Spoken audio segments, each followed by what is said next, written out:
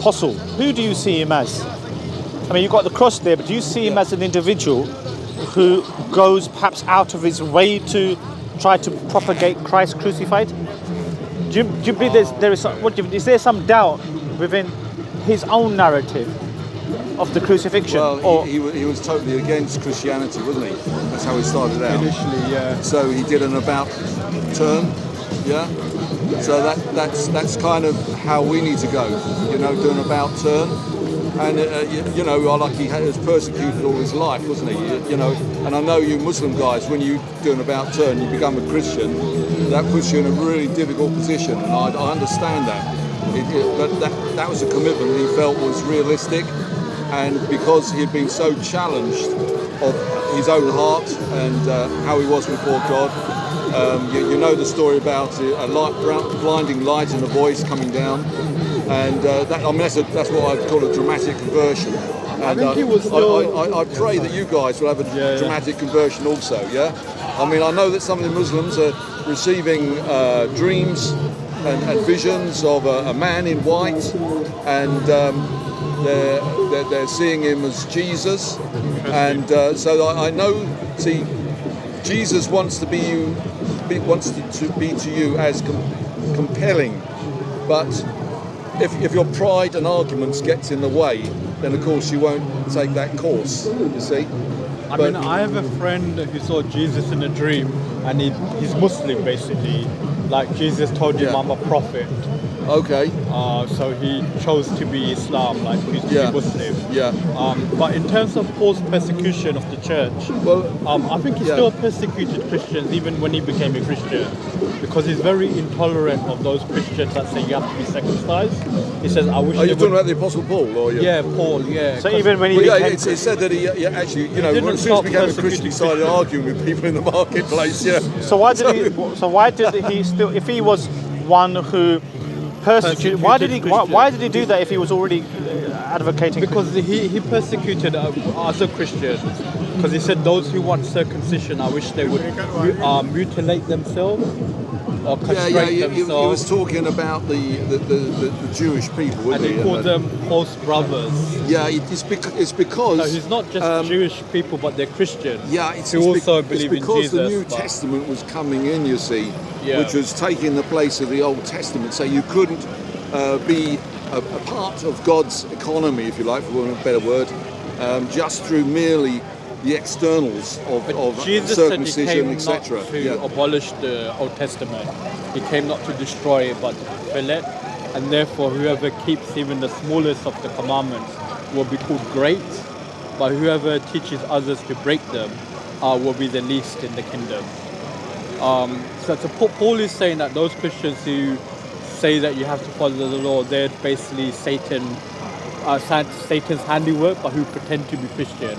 They masquerade themselves as false apostles, when in fact... that's true. Unfortunately to say, there's a lot of counterfeit Christians, for sure, So and he was intolerant part of the Christian faith is to examine ourselves, to see whether we are in the faith, and this is also a biblical perspective. Is it possible, Paul, that Paul was presenting a gospel contrary to the close associates of Jesus? No. I mean, like the Apostle Peter, he said himself that some of the things the Apostle Paul said were hard to hear, but he wasn't. He was actually, the apostles were actually giving Paul his position to explain things. So he had just basically taken the words of Jesus and there was some teaching on top of that, but you see, that was okay because it wasn't the closed canon of the scripture at that time. He was in the book of Revelation with John the Apostle, who was the last apostle to die when he wrote the book of Revelation. It says right at the very end that if you add to the scripture or take away from this scripture, then you'll be subject to hell, basically. So it was an awesome thing that... There were actually like the epistles of John They were written after the book of Revelation. So there are some books or literature that are written after the book of... If you look at the study but Bible... it does say that if you add on to basically the book of Revelation, you know, that just don't do it. It's basically just about the book of Revelation, but it's not about the whole Bible. The Bible does actually leave the possibility that there will be at least one more true prophet to come after Jesus. No, I don't believe that. Why do you say that? What do you think of his... I'm moving out. Paul, before you... Okay. All right, Paul, see you later. We'll speak again, hopefully. Yeah. Well, that was a quick exit from Paul. We were going to... Nazam was... You want to explain for the audience why you feel that there was that distinct possibility that there was a prophet which was going to be foretold to come? Yes, if there wasn't going to be another prophet after Jesus, then Jesus wouldn't have given a criteria or some form of acid test of how to judge a true prophet from a false prophet. Because if Jesus was the last prophet, then he would have just left it at that. But instead he says, judge them by their fruits. A good tree cannot bear evil fruits, and a bad tree cannot bear good fruits. So judge them by their fruits. So meaning judge them by their teachings. So that implies that there was to be at least one more true prophet to come after Jesus. And even in John's Gospel, Jesus speaks about the Spirit of Truth, who would supplement his own teachings, but would also bring new teachings, like new revelation. Because Jesus says, I have many more things to say, howbeit when he, the Spirit of Truth, will come, when he comes, he will guide you into all truth. So in other words, there was more truth to come, which Jesus himself said the time wasn't yet correct. But when this other Spirit of Truth or prophet will come, he will guide you into all the truth.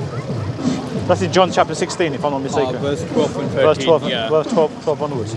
So there you have it. It's a fantastic little summary to show that the acid test of a prophet to come is given to us by Paul. Well, what was the need to give this definition? So definition would be that you can test, you can verify the prophet which is to come.